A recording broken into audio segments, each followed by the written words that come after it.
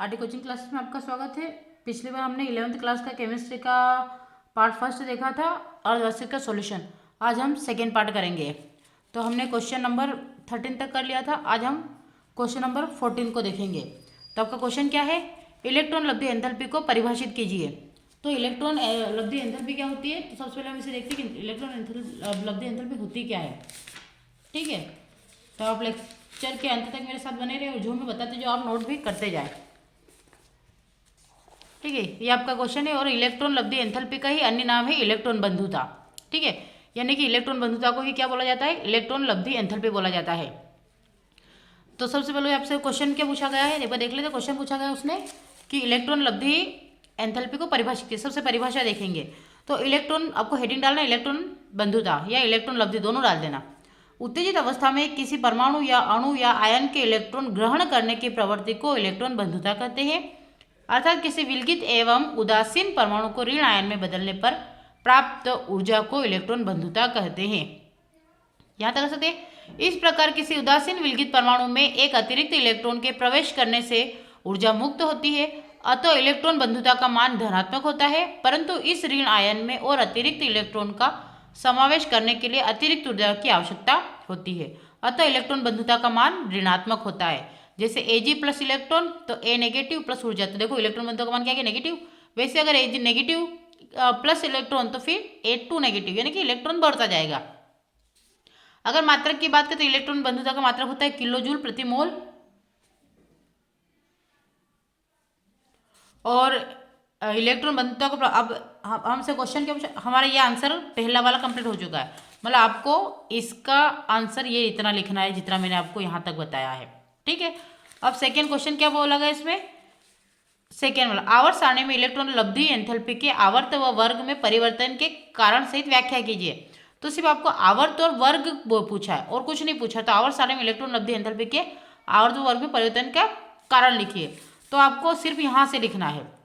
कितना लिखना है? यहाँ पे पूछा आवर्त का, तो यहाँ से आवर्त सारणी में ये वाला आपको इतना आंसर लिखना है। किसका लिखना है? इसका। आवर्त सारणी में आयनन एंथैल्पी के आवर्त एवं वर्ग। तो आवर्त पूछा था, हम आवर्त में ये लिख देंगे और वर्ग तो मैं बता देती हूँ। तो आवर्तिता में आवर्तिता है ना, आवर्त में आवर्तिता, किसी आवर्त में बाएं से दाएं जाने पर इलेक्ट्रॉन बंधुता का मान सामान्यतः बढ़ता है क्योंकि नाभिक के आवेश बढ़ता है तथा परमाणु का आकार घटता है। इसके फलस्वरूप ग्रहण करने वाले इलेक्ट्रॉन पर नाभिक का आकर्षण बढ़ता है। इसे बोलेंगे हम, क्या बोलेंगे? इलेक्ट्रॉन लब्धि में आवर्तिता। उसने पूछा है कि आवर्त और वर्ग में परिवर्तन कीजिए, तो पहला इसका आवर्त हो जाएगा। अब दूसरी बात करते हैं। अब उसने पूछा था वर्ग में आवर्तिता। तो किसी भी वर्ग में ऊपर से नीचे जाने पर परमाणु त्रिज्या में वृद्धि के कारण आने वाले इलेक्ट्रॉन तथा नाभिक के बीच आकर्षण बल में कमी आती है, जिसके कारण इलेक्ट्रॉन बंधुता में कमी आती है। ठीक है, तो ये इतना आपका ये हो जाएगा सेकेंड वाले का। अब हम बात करते हैं क्वेश्चन नंबर 14 के अथवा वाले की। अब क्वेश्चन नंबर 14 का अथवा क्या दे रखा है? हमने इलेक्ट्रॉन बंधुता वाला आवर्ती अब लिखा है आयनन एंथैल्पी को परिभाषित कीजिए और आवर्त सारणी में आयनन एंथैल्पी की आवर्त। तो मैं दोनों बता दूंगी, पहले वाला बता दूंगी और दूसरा वाला बता दूंगी।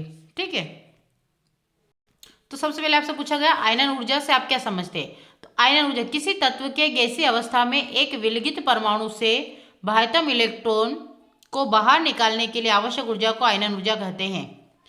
किसी तत्व के गैसीय अवस्था में एक विलगित परमाणु से बाह्यतम इलेक्ट्रॉन को बाहर निकालने के लिए आवश्यक ऊर्जा को आयनन ऊर्जा कहते हैं।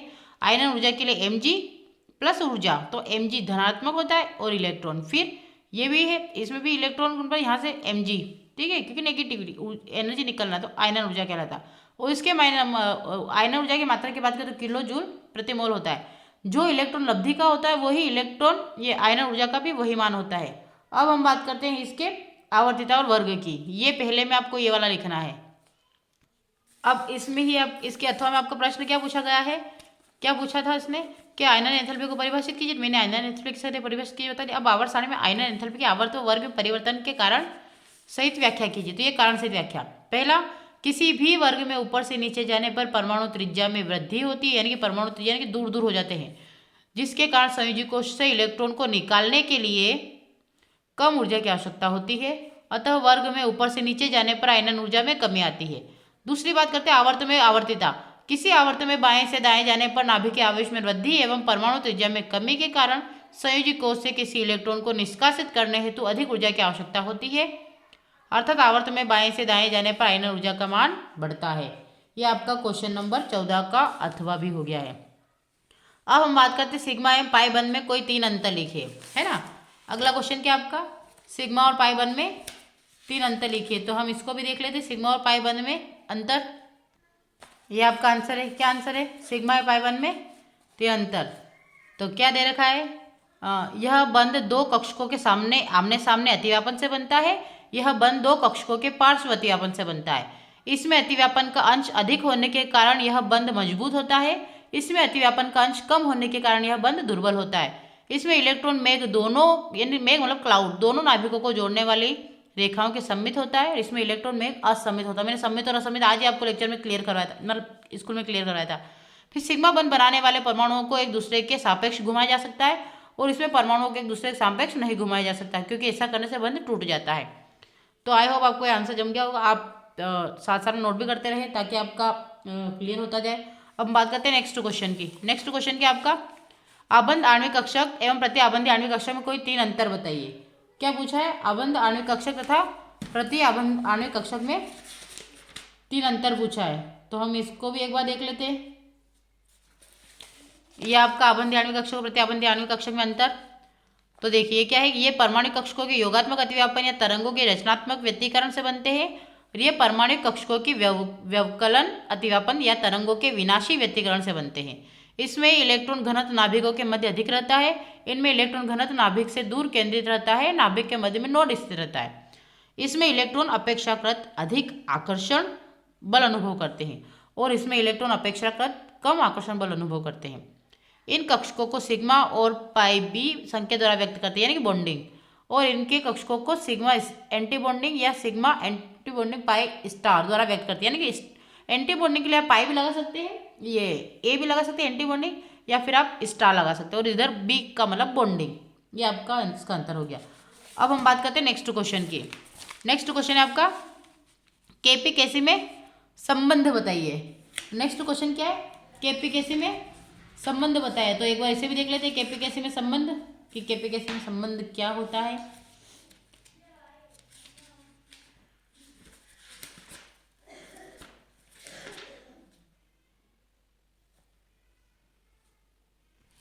केपी केसी में संबंध, ये वाला क्वेश्चन है आपका क्वेश्चन नंबर 16। अब मैं आपको लिख के बता देती हूँ तो आप समझ जाइएगा। सबसे पहले आपका क्वेश्चन नंबर क्या है, 16। तो आप लिखेंगे केपी तथा केसी में संबंध।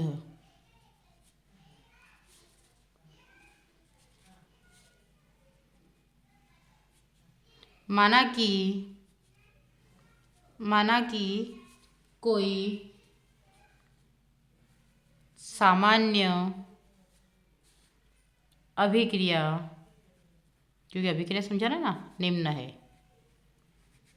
है, माना कि कोई सामान्य अभिक्रिया निम्न है। जैसे यहाँ पे करेंगे तो N1A प्लस N2B, ये सामने में रहेगा। फिर M1C प्लस M2D। इस अभिक्रिया की बात करें तो इस अभिक्रिया में इस अभिक्रिया पर द्रव्य अनुपाती क्रिया का नियम लागू करने पर साम्य स्थिरांक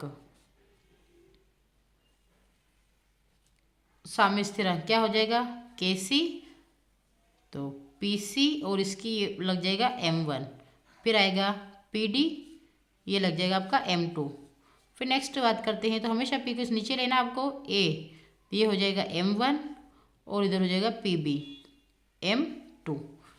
इसको अपने, ठीक है, इसको हम इक्वेशन नंबर क्या नाम देंगे, 1, है ना। अब बात करते हैं हम मोलरता की। तो हम बात, इसको इक्वेशन नंबर, अब हम बात करते हैं मोलरता की। तथा मोलर सांद्रताओं के स्थान पर आंशिक दाब का उपयोग करने पर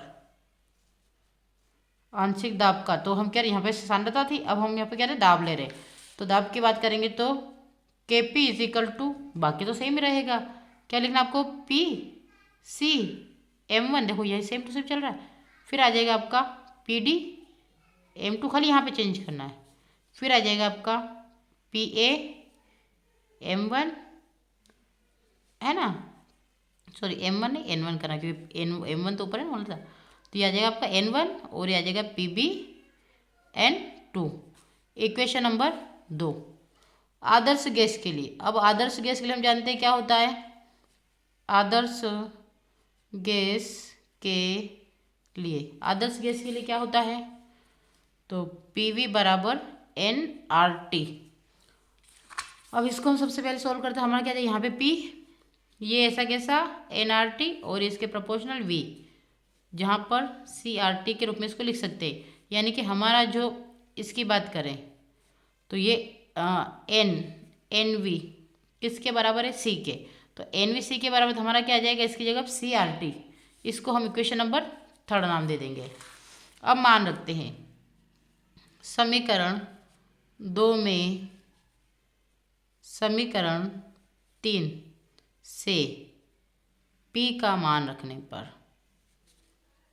P का मान रखने पर, P का मान रख देते तो हमारे पास क्या है Kp, क्या आएगा Kp। अब हमने वैल्यू रखी थी, इसमें हम पूरी वैल्यू रख देते हैं, तो सबसे पहले क्या आएगा आपका CCRT M1, फिर आ जाएगा CDRT M2, फिर नेक्स्ट बात करते हैं हम CART N1 और CBRT N2, इक्वेशन नंबर 4 नाम देंगे, ठीक है। अब इसके आगे बात करते हैं, अब हम इसके आगे बात करते हैं, ठीक है। अब इसके आगे बात करते हैं हम, क्या है Kp, Kp is equal to C M1, फिर आ जाएगा CD M2, फिर नीचे क्या था CA N1 और CB N2, किसका है यहाँ पे हम करेंगे कॉमन क्या लिया हमने RT, क्योंकि हमारा अभी क्या था कॉमन था RT, तो हमने क्या लिखा RT M1 M2 M1 plus M2, है ना, फिर आएगा आपका RT N1 प्लस N2, इसको बोलेंगे M1 प्लस M2 और ये आ जाएगा आपका N1 प्लस R2। अब बात करते हैं Kp, तो Kp की अगर बात करें यहाँ से क्या राशि आ रहा है, तो ये आ जाएगा C M1 और ये हो जाएगा CD M2, तो C A N1 CB N2 multiply यहाँ से क्या है RT, और जब बोलते ना आधार समान हो तो घाते जुड़ जाती है, तो आधार समान होते हैं लेकिन घाते क्या तो हम जोड़ लेते हैं, तो क्या आ जाएगा M1 प्लस M2, यहाँ से M1 प्लस M2 और आपका क्या आ जाएगा माइनस, क्योंकि ये नीचे से ऊपर जाता है तो माइनस N1 फिर प्लस N2। आया आपको समझ आ गई, क्योंकि माइनस का जब ऊपर, ये जब नीचे वाला कोई संख्या ऊपर जाती है तो वो माइनस में हो जाती है, क्लियर है, तो यहाँ तक हो गया आपका। अब हम बात करते हैं यहाँ से क्या है हमारा Kp,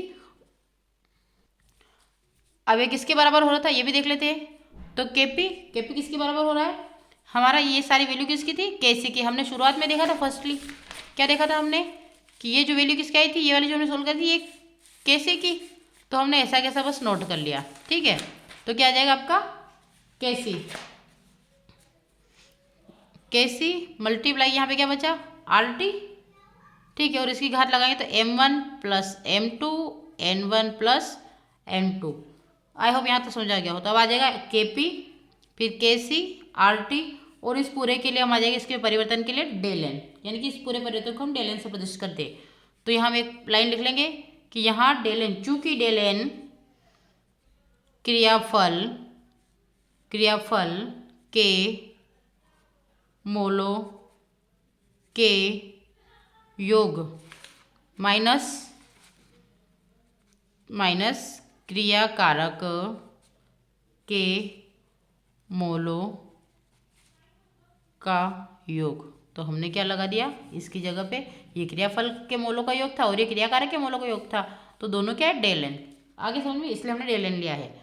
अब हम समीकरण एक में मान रखते हैं, तो समीकरण एक डेल एन बराबर क्या है 0, अर्थात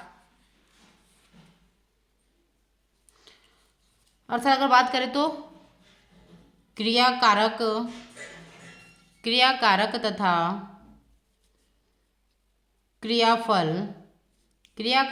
क्रियाफल के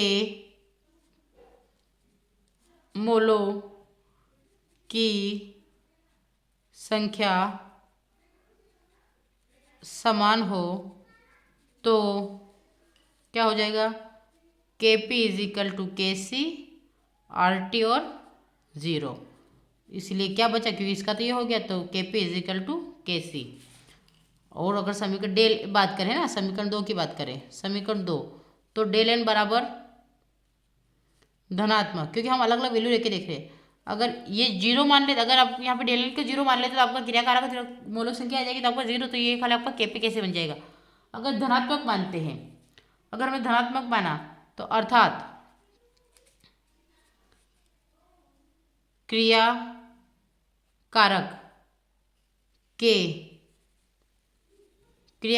के मोलों की संख्या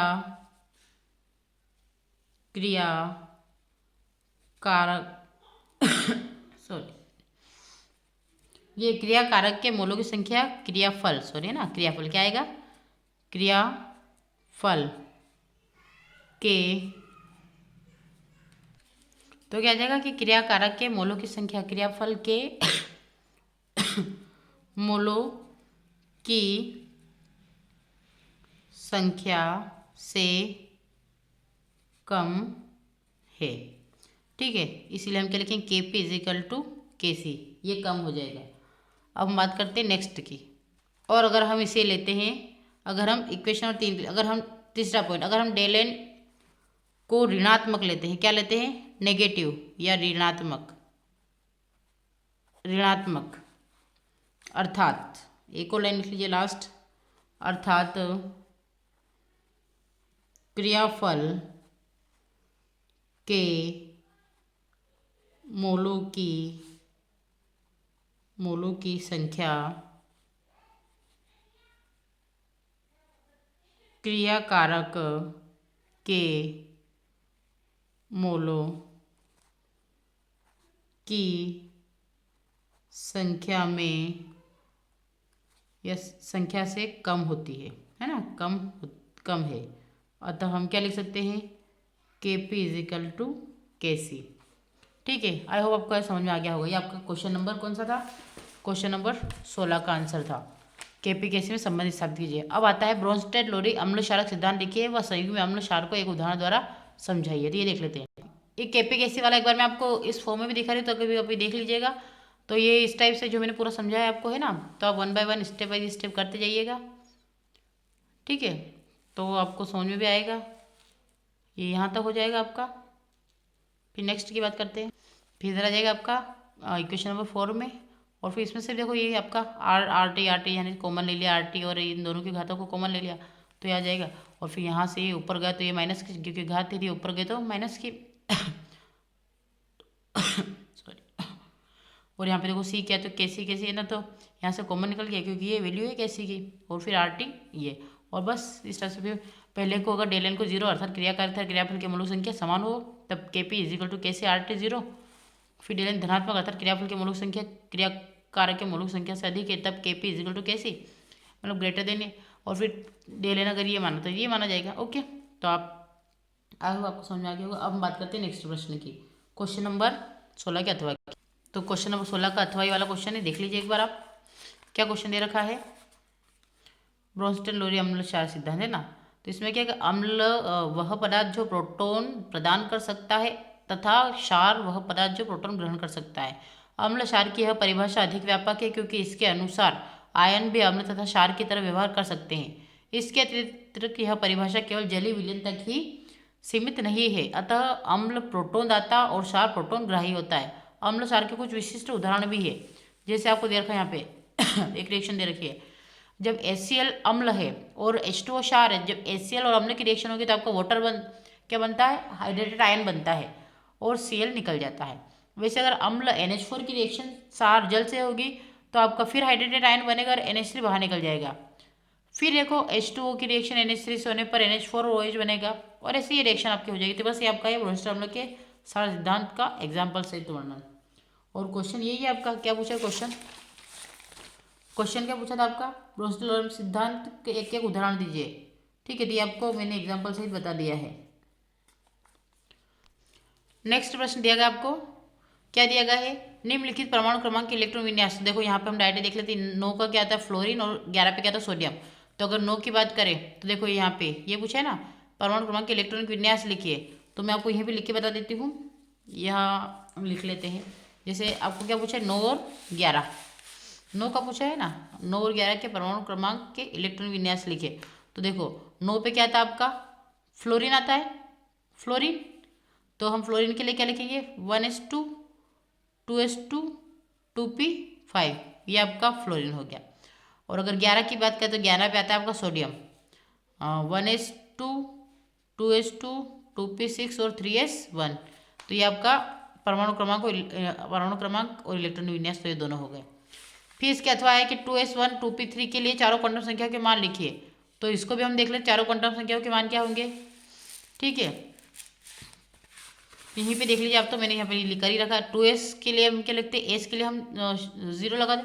अब 2s यहाँ से बोला है कि 2s1, तो 2n की वैल्यू 2 होगी यहाँ से, और l की वैल्यू 0, क्योंकि s की 0 होती है। m के लिए भी 0 होगा, तो s 1/2 माइनस का हो जाएगा। और अगर इसकी बात करें तो इसमें भी देखिए, 2 की n की वैल्यू 2, p की वैल्यू 1 और m के लिए आपका 1 हो जाएगा, तो ये हो जाएगा -1। क्लियर है। अब हम बात करते हैं परमाणु क्रमांक के इलेक्ट्रॉन विन्यास। देखो इधर भी देख लेते हैं, 18 और 25 का इलेक्ट्रॉनिक विन्यास दे रखा है, तो ये भी आप कर लीजिएगा। जैसे 18 क्या दे रखा है, तो 18 का कितना होता है, 18 पे आता है आपका आर्गन।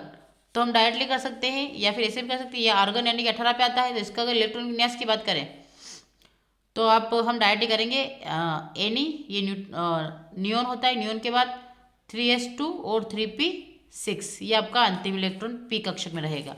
और 25 की बात करते हैं तो 25 पे क्या आता है, मैग्नीज आता है ना, क्या आता है, मैग्नीज Mn 25 नंबर पे। तो अगर इसके इलेक्ट्रॉन विन्यास की बात करें तो Ar आ जाएगा आपका। इसके बाद 4s2 और 3s या 3d5 आ जाएगा। तो ये हो गया 18, 2 20 और 5 25। क्लियर है, आई होप आपको समझ में आ गया होगा। और इसमें भी इलेक्ट्रॉन विन्यास करना है तो आप ऐसे कर लीजिए। अब आप बात करते हैं 4s और 3d, तो इसमें मैंने करके रखा है 4s, तो यहाँ पे देखो 4 है, l की वैल्यू 0, m ये मैंने आपको क्लास में सिखा ही रखा है, s के लिए -1/2। फिर 3d की बात करें तो n3, l की वैल्यू क्या होगी, d, यानी कि अगर s के लिए 0, p के लिए 1, d के लिए 2 और f के लिए 3, तो यहाँ पे d दे रखा है, d की वैल्यू 3 इसलिए क्या तो +3s इनवर्स हो जाएगा, है ना। फिर हम बात करें एक आदर्श गैस के लिए CP एवं CV में संबंध स्थापित कीजिए। तो एक आदर्श गैस के लिए CP और CV में संबंध भी देख लेते हैं हम एक बार, है ना। क्या पूछा गया है कि एक आदर्श गैस के लिए CP और CV में संबंध बताइए।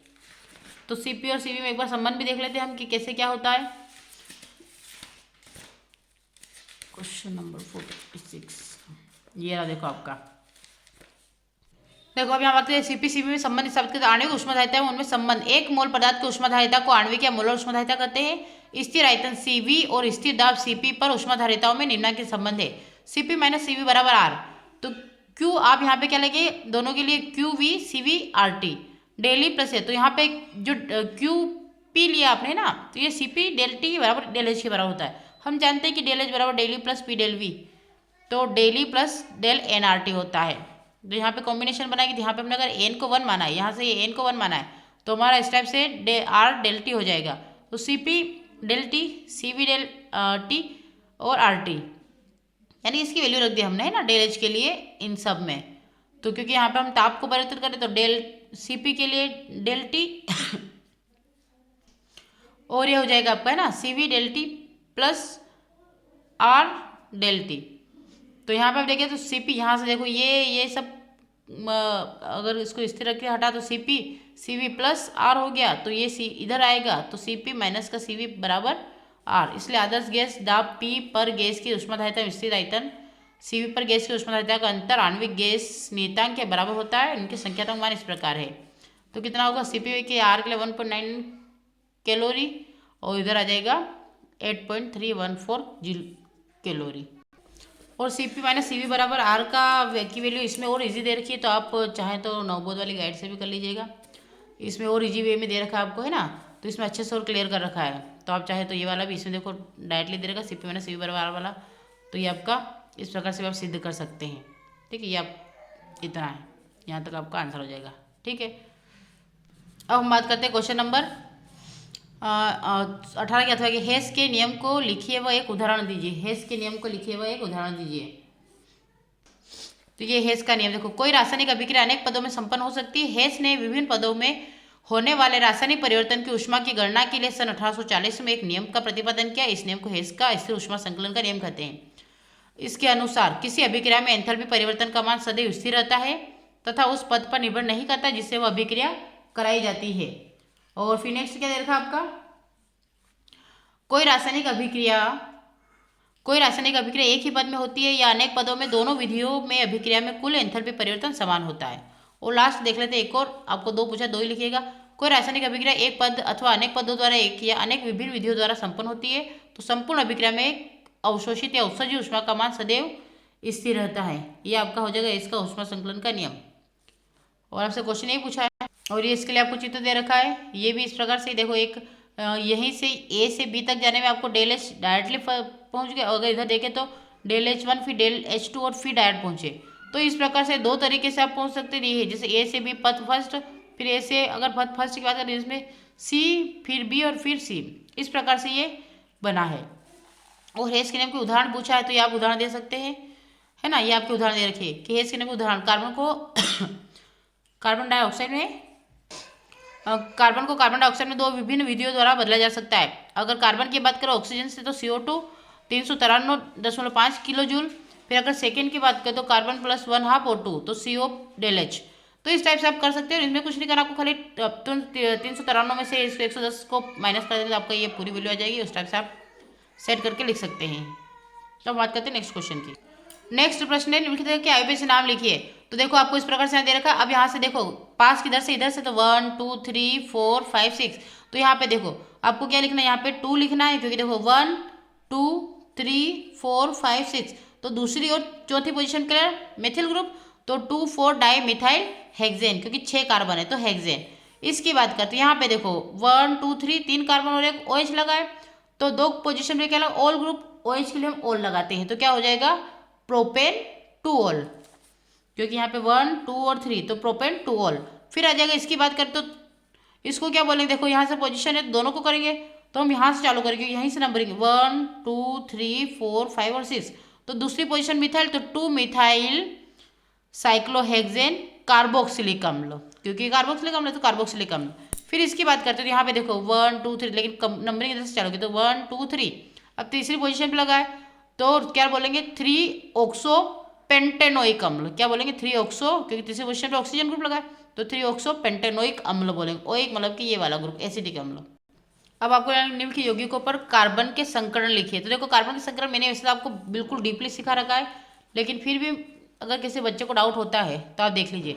यहाँ पे क्या CH2 डबल बॉन्ड C, अब यहाँ पे जिस पे डबल बॉन्ड है वहीं पे हमें कार्बन देखना है, तो देखो यहाँ पे क्या दिख रहा है, इसको थोड़ा सा डीपली देख लेते हैं, हम कॉपी में समझ लेते हैं ताकि अच्छे से क्लियर हो जाए आपको।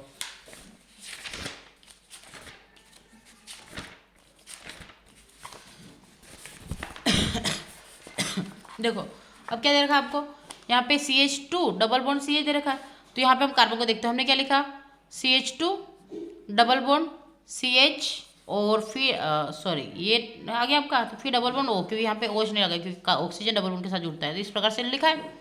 अब यहाँ पे हम बात करते हैं तो देखो यहाँ पे कार्बन है, यहाँ पे डबल फिर सिंगल बॉन्ड आ रहे हैं ना, क्योंकि डबल दो का हाइड्रोजन सिंगल बॉन्ड के साथ में, तो यहाँ पे ये कौन सी पोजीशन पे sp2 है, और ये भी डबल बॉन्ड से लगा, लेकिन डबल डबल दोनों में डबल डबल लगे हैं, तो यहाँ पे sp होगा, क्योंकि मैंने बोला कि या डबल से लगे या ट्रिपल से लगे, अगर सिंगल या फिर ऐसे लगे, अगर इस पोजीशन में अगर कोई कार्बन दिखता है तो वो हमेशा कौन सी पोजीशन में होगा, sp संकरण होगा। लेकिन अगर आपको इस प्रकार से ये जैसे ये सिंगल है फिर डबल फिर सिंगल डबल इस प्रकार से, क्योंकि हाइड्रोजन सिंगल बॉन्ड से जुड़ा है ना इससे, तो इसे बोलेंगे sp2 और sp संकरण। एक और एग्जाम्पल की बात करें, जैसे आपको दे रखा है CH3 है ना, ये दे रखा है आपको CH3 CH double bond CH2। तो यहाँ पे देखो मैं खोल के बता देता हूँ आपको, जैसे यहाँ पे कार्बन है, एक हाइड्रोजन यहाँ पे, एक हाइड्रोजन यहाँ पे, एक हाइड्रोजन यहाँ पे, तो मतलब सिंगल बॉन्ड है। फिर यहाँ पे देखते हैं, फिर ये हाइड्रोजन, फिर आपका डबल, फिर हाइड्रोजन हाइड्रोजन। अब यहाँ पे देखो कार्बन यहाँ पे ये सिंगल बॉन्ड से लगा है, तो इसको हम क्या बोलेंगे, क्योंकि सिंगल बॉन्ड से जुड़ा हुआ है तो इसको बोलेंगे हम, दिख रहा है यहाँ पे, हाँ, तो इसे क्या बोलेंगे हम sp3, यानी कि सिंगल बॉन्ड से अगर कोई कार्बन जुड़ता है तो उसे sp3। अब ये डबल फिर सिंगल तो ये sp2, और ये भी डबल सिंगल तो ये भी sp2। तो आई होप आपको समझ में आ गया हो आप, है ना। आपको सिर्फ ये याद रखना है, अगर इस प्रकार से कोई जुड़ा है, जैसे ये आपका डबल है, यहाँ पे कार्बन ये और ये ऐसे जुड़ा हुआ है, तो ये आएगा आपका sp2। अगर इस प्रकार से जुड़ा है तो ये sp, अगर ये इस प्रकार से जुड़ा है तो भी sp, अगर ये इस प्रकार से जुड़ा है ना, तो sp2, single double sp2। Clear है। अब एक और तीसरा दे रखा है आपको, इसको भी देख लेते हैं। क्या दे रखा है इसमें, ये वाला दे रखा है, तो इसको भी बना के देख लेते हैं। इसमें क्या दिया इसने, थोड़ा सा देख लेते, इसने क्या दिया इसको CH3 C double bond O और CH3, क्योंकि दो CH3 ग्रुप है, यानी कि एसीटोन एक तरह से ही है। तो अगर इसकी बात करें तो देखो यहाँ पे सिंगल बॉन्ड दिख रहा है, ये क्या हो जाएगा sp3, यहाँ पे डबल बॉन्ड दिख रहा है इसलिए क्या हो जाएगा sp2, और यहाँ पे सिंगल बॉन्ड यानी कि sp3। आई होप आपको अब अच्छे से क्लियर हो गया है।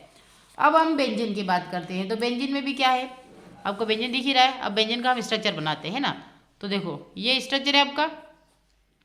अब हम बेंजीन में मान के चलते हैं, भले इसमें नहीं हो, हम क्या मान के चले, यहाँ पे CH, यहाँ पे CH, यहाँ पे CH, यहाँ पे भी CH और यहाँ पे भी CH, यही रहेगा। ठीक है, तो अब कितने बन रहे हैं, तो देखो यहाँ पे हर कार्बन पर डबल, क्योंकि देखो ये double single double single double single, तो हर कार्बन के ऊपर क्या आ जाएगा sp2, ये भी sp2, ये sp2, ये भी sp2, ये भी sp2, ये भी sp2 और ये भी sp2, क्योंकि डबल सिंगल है ना, तो ये आ रहा है ना। बस ऐसे तो इसको बोलेंगे sp2 संकरण, इसलिए इसके ऊपर क्या आ जाएगा, देखो ये double single double single double single, तो डबल सिंगल मतलब पूरे में sp2 संकरण आएगा। आई होप क्लियर हो गया होगा। अब हम बात करें क्या होता है जब केवल रासायनिक समीकरण यानी कि एथीन का Pt Pd Ni की उपस्थिति में हाइड्रोजनीकरण होता है। जब एथीन का Pt Pd Ni की उपस्थिति में हाइड्रोजनीकरण होता है, तो अब इसकी एक रिएक्शन देख लेते हैं हम, है ना। तो सबसे पहले हम क्या करेंगे, एथीन का फॉर्मूला क्या होता है, हम एथीन की फॉर्मूला की बात करें तो CH2 डबल बॉन्ड CH2, हम इसे क्या बोलते हैं, एथीन बोलते हैं। अब इसकी रिएक्शन करवाते हैं तो H2 से, यानी कि हाइड्रोजनीकरण का बोल रहा है कि अल्कोहल के साथ में यहाँ पे एथीन का हाइड्रोजनीकरण करवाना है, तो हाइड्रोजन के साथ में करवाएंगे, तो आपका क्या आएगा Na, या इसने क्या बोला है Pt, कुछ भी ले सकते हो, उसने ये नहीं बोला आप इन तीनों में से एक लेना है, आपको सब नहीं लिखना है। मैंने जैसे बताया ना, आप खाली एक Na लो, Pt लो, Pd लो, कुछ भी ले सकते हो। और कितने डिग्री सेल्सियस, तो 200 डिग्री सेल्सियस पर इसकी रिएक्शन करवानी है।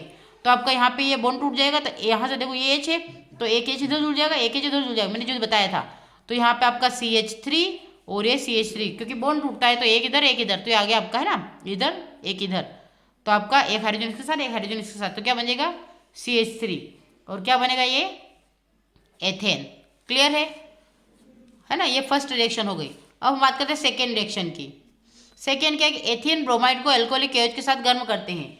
जब क्या बोला उसने कि एथिल ब्रोमाइड को एल्कोहलिक KOH के साथ गर्म करते हैं तो क्या बनता है तो देखो आपको इस तरह से देखा, इसको थोड़ा सा रिएक्शन को मैं व्यवस्थित करके ही बता देती हूँ। इसमें क्या होगा, एथिल ब्रोमाइड जब है तो हम सबसे पहले एथिल ब्रोमाइड बनाते हैं कैसे, तो वो देख लीजिए पहले। तो आप तो सबसे पहले हम एथेन लिखेंगे ना, किसको लिखेंगे, तो CH2 डबल बॉन्ड CH2, इसकी रिएक्शन जब हम 2Br2 से ब्रोमीन से करवाते हैं तो ये यहाँ से बॉन्ड टूटा, एक इधर है ना, ये दोनों चले जाएंगे। तो ये अब यहाँ से आए तो CH2 फिर सिंगल बॉन्ड CH2, तो एक Br इसके साथ में और एक Br इसके साथ में। अब इसकी रिएक्शन उसने बोला एथिल ब्रोमाइड की रिएक्शन एल्कोहलिक KOH के साथ में, तो एल्कोहलिक KOH के साथ में करवाते हैं। तो हमारा यहाँ से देखो ये बाहर निकलेगा, तो यहाँ पे एक हाइड्रोजन तो HBr यानी कि HBr के फॉर्म में बाहर निकल जाएगा। तो यहाँ से क्या निकला 2HBr, तो एक यहाँ पे एक ही यहाँ पे हाइड्रोजन कम हुआ तो ट्रिपल बॉन्ड CH बनेगा। ठीक है, अब इसकी रिएक्शन वापस हम 1% HgSO4 किसकी, CH ट्रिपल बॉन्ड CH की रिएक्शन करवाते हैं, है ना, ये इसकी प्रेजेंस में करवाते हैं। कितना, 42%। HgSO4 या तो ये लो ये ले लो, दोनों में से एक लेना है।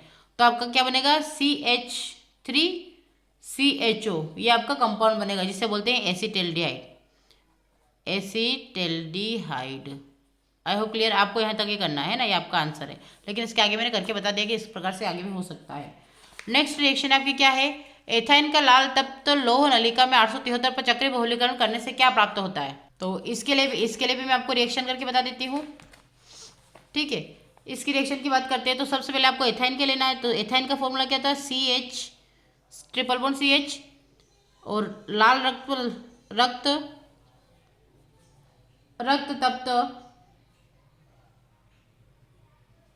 क्या बोला है, रक्त तप्त एफी नली, रक्त तप्त नली कितने पर, 873 केल्विन पर। तो क्या बनेगा आपका इस प्रकार से, ठीक है। अब कंसंट्रेट HNO3 प्लस कंसंट्रेट क्या लेंगे आप, H2SO4, दोनों को कंपलसरी लेना ही है। तो आपका कितने टेम्परेचर पर, 373 केल्विन, 333 केल्विन पर इसका नाइट्रीकरण होगा। क्या होगा, क्योंकि नाइट्रीकरण होगा। तो आपका यहाँ से जब ये इसके साथ NO2 जुड़ेगा तो क्या हो जाएगा आपका, तो आपका कॉम्बिनेशन बन जाएगा NO2, इसे बोलेंगे हम नाइट्रोबेंजीन। इसका नाम क्या बना, नाइट्रोबेंजीन। ये आपकी नाइट्रीकरण के प्रोसेस हो गए, ठीक है। और उसने बोला है, क्या बोला था उसने, कहा ये आपका पेपर, इसने क्या बोला था कि चक्रीकरण, है ना, चक्रीकरण बोला।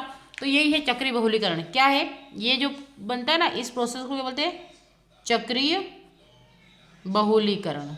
चक्रीय बहुलीकरण, ठीक है, ये प्रोसेस हो गया चक्रीय बहुलीकरण। और ये आपका था बेंजीन।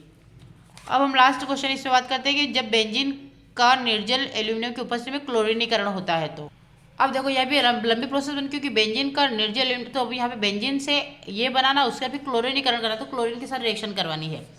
तो जब बेंजीन रिएक्शन करता है, तो ये आपका चौथा वाला है। इसमें क्या बोला गया है, जब बेंजीन का क्लोरीनीकरण करना है तो आपको क्लोरोनाइट्रोबेंजीन बनता है। तो हम बेंजीन की रिएक्शन करवाते हैं। तो सबसे पहले हम करवाएंगे कंसंट्रेट या सांद्र, है ना, कंसंट्रेट लिखो या सांद्र लिखो, एक ही बात है। सांद्र क्या लिखेंगे, सांद्र HNO3। नाइट्रीकरण की प्रोसेस हमेशा सांद्र H2SO4 और HNO3 के साथ ही होगी, याद रखिएगा, ठीक है। और तो इसे क्या बोलेंगे हम, नाइट्रीकरण। ये जो क्रिया हो रही है, क्या हो रही है, नाइट्रीकरण। अब नाइट्रीकरण के प्रोसेस में हमें क्या बनता है, अभी हमने प्राप्त करा था, नाइट्रोबेंजीन प्राप्त होता है। तो हम क्या लिखेंगे, NO2, इसे बोलेंगे नाइट्रोबेंजीन। नाइट्रोबेंजीन, जो नाइट्रोबेंजीन है इसकी रिएक्शन क्लोरीन से करवाते, क्योंकि ये क्वेश्चन नहीं बोला कि क्लोरीकरण करने पर, तो क्लोरीन की क्रिया होती है किसके साथ में, निर्जल एल्यूमिनियम क्लोराइड, उसने जैसा बोला है। तो इस प्रोसेस को हम क्या बोलेंगे, क्लोरीनीकरण। क्लोरीन के साथ हो रही, तो आपका क्या बन जाएगा, ये NO2 तो ऐसा कैसा रहेगा, यानी कि नाइट्रोबेंजीन ऐसा कैसा रहेगा। अब आपका चेंज कहाँ से होगा, तो क्लोरीन की क्रिया करवाएंगे, तो क्लोरीन की क्रिया करवाएंगे ऐसे मेटा पोजिशन पे, इसको बोलेंगे मेटा क्लोरो नाइट्रोबेंजीन। क्या बोलेंगे, मेटा क्लोरो नाइट्रोबेंजीन बनता है आपका, ठीक है। ये आपका आंसर हो जाएगा। अब हम बात करते हैं लास्ट क्वेश्चन की। लास्ट क्वेश्चन क्या, हक्कल का नियम एक उदाहरण से समझाइए। हक्कल का नियम पूछा है हमसे, तो हम हक्कल का नियम भी एक बार देख लेते हैं। हक्कल का नियम क्या है, तो ये दे रखा आपका हक्कल का नियम, है ना।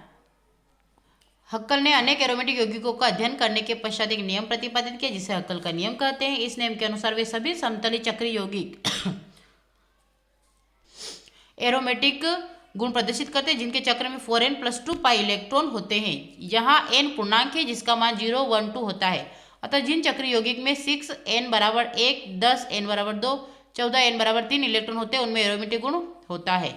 एरोमेटिक गुण दो प्रकार का होता है, एक बेंजेनोइड, वे यौगिक जो एक या अधिक बेंजीन वाले युक्त होते हैं बेंजीनोइड्स कहलाते हैं, जैसे बेंजीन, नेप्थेलिन, एंथ्रासिन, 3 बेंजीन, और अगर नॉन बेंजीन की बात करें तो ऐसे यौगिक जिनमें बेंजीन रिंग नहीं होती, जैसे पेरिडीन, थायोफिन, क्योंकि पेरिडीन और थायोफिन बेंजीन रिंग नहीं होती, नॉन बेंजीनोइड रहते हैं।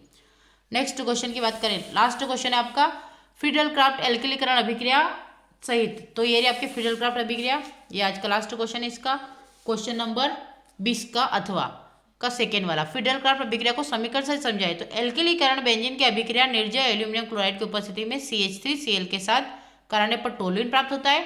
इस अभिक्रिया के दौरान बेंजीन में से हाइड्रोजन का प्रतिस्थापन एल्किल समूह द्वारा होता है, इसलिए इसे एल्किलीकरण कहते हैं। जैसे बेंजीन की अभिक्रिया मिथाइल क्लोराइड से निर्जय एल्यूमिनियम की उपस्थिति में करने पर आपका टोलुइन बनता है और HCl निकल जाता है। इसी आपको यहीं तक करना है, लेकिन अगर समझ लीजिएगा अगर एल्किलीकरण की जगह एसिटिलीकरण आ जाए, है ना, आपको तो यहाँ पे क्या दिया है, एल्किलीकरण दिया है, जैसे ये एल्किलीकरण, तो आपको आंसर में एल्किलीकरण ही लिखना है, एसिटिलीकरण नहीं लिखना। लेकिन मैं समझा रही हूँ, कभी एल्किलीकरण की जगह एसिटिलीकरण आए तो आपको फिर यहाँ से नहीं लिखना, आपको यहाँ से लिखना है कि बेंजीन की अभिक्रिया निर्जय एल्यूमिनियम क्लोराइड की उपस्थिति में एसिटल क्लोराइड से होती है। एल्किलीकरण में एल्किल यानी कि एल्किल क्लोराइड से होती है, यानी कि मेथिल क्लोराइड से हुई है, उधर एसिटल क्लोराइड से होती है। तो आपका क्या बनता है ना, ये बनता है मिथाइल के साथ कराने पर एस्टोफिनोल प्राप्त होता है। इस अभिक्रिया के दौरान बेंजीन में से हाइड्रोजन का प्रतिस्थापन एसिटल या एसिल समूह द्वारा होता है, इसलिए इसे एसिटिलीकरण या एसिटल क्लोराइड का अभिक्रिया कहते हैं। और इसकी रिएक्शन ये वाली बनेगी कि बेंजीन की अभिक्रिया एसिटल क्लोराइड से निर्जल एल्यूमिनियम क्लोराइड के साथ में करवाने पर आपका एसिटोफिनोन बनता है, एसिटो है ना, एसिटो बनता है। उसके बाद क्या बनेगा, इसको रिएक्शन HCl होता है। हाँ, तो इसका नाम क्या होगा, एसिटोबेंजीन, है ना, ठीक है। एसिटल क्लोराइड से एसिटोबेंजीन बनता है और इससे मिथाइल क्लोराइड से आपका टोलुइन बनता है। तो यार आपको यहीं तक लिखना है, आपसे यही पूछा है कि एल्किलीकरण, तो एल्किलीकरण की प्रोसेस ये वाली होती है। आई होप आपको लेक्चर अच्छा लगा होगा। अगर लेक्चर अच्छा लगता है तो मेरे चैनल को अधिक से अधिक लाइक करें, शेयर करें, सब्सक्राइब करें, ताकि और लोगों को और बच्चों को भी इसका फ़ायदा प्राप्त हो सके। Thank you for watching. मिलते हैं नेक्स्ट लेक्चर में।